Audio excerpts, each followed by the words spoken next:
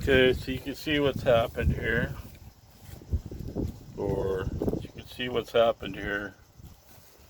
That this one was in the shade. It got put in here later on in the day, and this one was in the shade, and then these are cooking up, and then oh shucks, shucks, sugar, what are you doing, huh? Okay, so these were in the shade, and they're cooking up. You can see they're in there, sort of in their juices. And so they're drying out. There's no fan action right now because the sun is behind the clouds. That'll probably be it for the day. So no more fan for the day.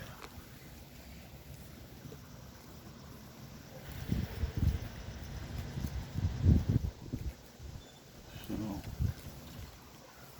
we got going is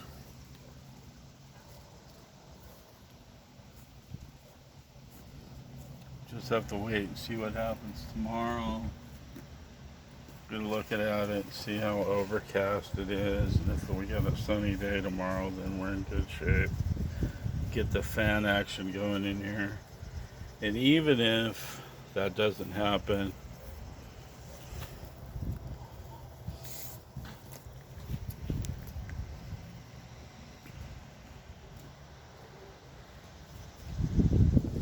well, I don't know if the drying action suspended is bad, but it's going to kick on some heat tomorrow. Some more heat. We may not get much fan. That fan might not work too much.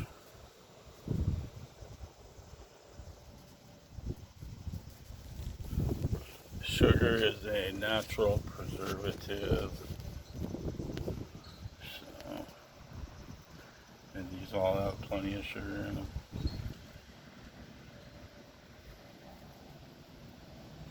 So that's what that looks like as of right now. And they did not get done drying. Just see what they look like. Do they look dried or cooked? They look like they might be cooking rather than drying. Kind of a dark color there. Put a little pectin. I'm gonna wash them in pectin and let it work. I don't know, but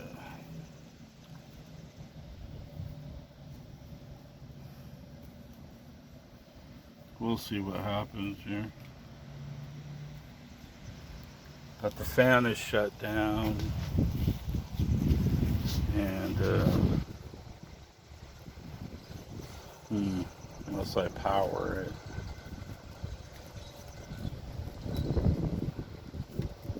Fan is shut down unless I use something else to power it. Like a battery pack. So if I had a battery pack on here,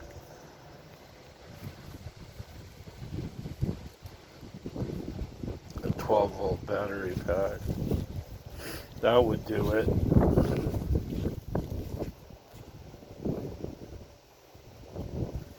So this would be charging batteries. Then the fan could be blowing. Fan could still be blowing, moving air through there. It's bound to be moving a little bit of air through, but not very much. So better if there's air continuing the drying process, even though it's not that hot out, even though.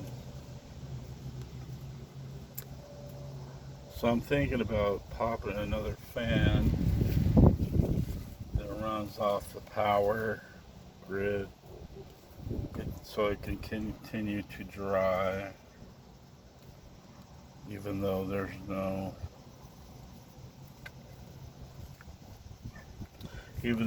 no sun heating these tubes up.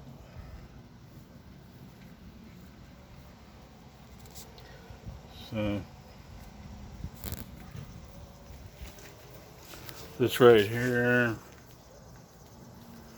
you could buy a much cheaper food dryer, and but this one was salvaged. This one was all from things laying around that had to be cleaned up, and that's how this was put together. Oh, I bought the rebar, but I bought the wood, I bought the paint, I bought the caulking, I bought the screen, I bought the solar blanket, some of the wood I bought, some of it I bought screws and bolts and hinges and brackets and things like that, and nickel dimes you to death. And I bought the flex hose, but what I didn't buy all of the wood. I didn't buy the barrel, and I didn't buy the tubes, and I didn't buy the insulation. So that was, so I didn't have to. And of course, that foil, that's just a stock item, so you can actually make a separator membrane out of foil, and all you have to do is fold it together and put a little tape on the folds, put a little tape where the folds are, and then so that when you're laying it in place, it doesn't all come apart, so. And some lacquer types of things, and fire stop caulking, stuff in there. That stuff at the end of the pipe there is a fire stop type caulking. So there's all kinds of, there's a lot. When I bought these, and these screws, a lot of the screws I already had, so I didn't have to go buy a whole bunch of screws. And I did buy some 2x4s. I bought about 4 2x4s for this. But this is very heavy, and so it's like, it's just like nobody's gonna want to walk off with it, because it's really heavy duty. It's not an item that people be interested in walking off with. It would be a hassle. So that's a deterrent. It's weight, and is a deterrent to thieves. It's just flat out a pain in the ass to handle it.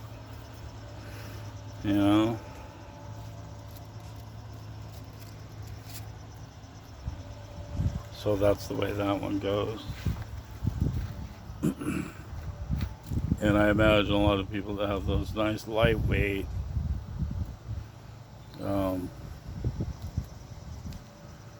food dryers that are perfectly designed.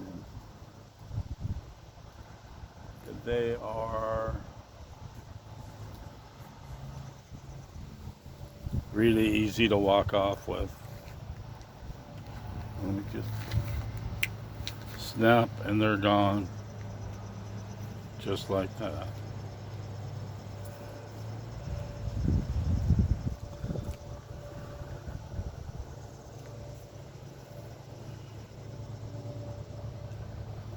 So that's one reason why this is maybe a little better.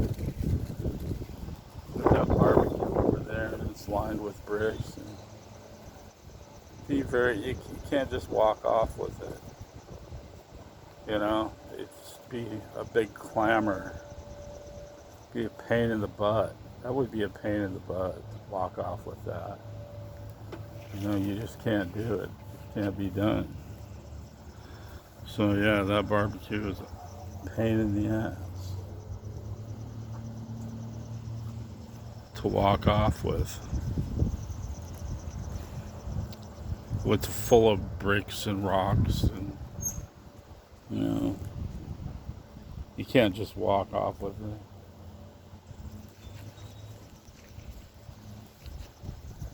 This one being extremely clumsy and heavy to handle, parts that can break and whatnot.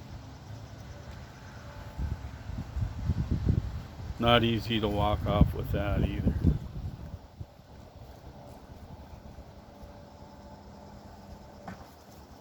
So that's the advantage of a great big old heavy, clumsy unit. You know, that's they're not as easy to walk off with them.